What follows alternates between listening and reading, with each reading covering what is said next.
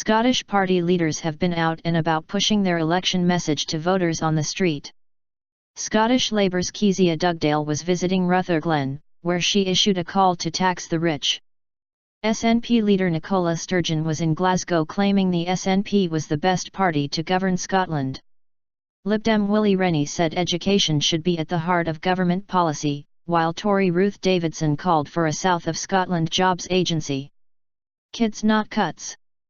Ms Dugdale said Labour's campaign priorities centred around tax and spending.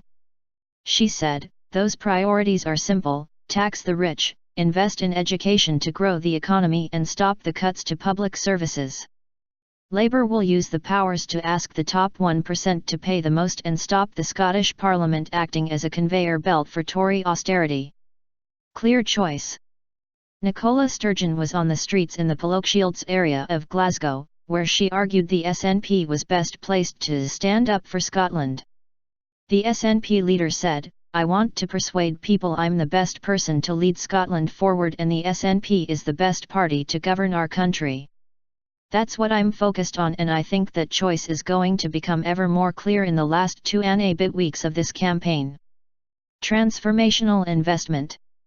Mr Rennie, the LibDem leader, was in Bridge of Allen, challenging his opponents to match his party's vision for a better education. He said, "We've set out clear and positive plans for a transformational investment in education of £500 million a year. Our penny for education would make such a difference. It means more kids who are struggling, would be, getting the help they need to get on in life.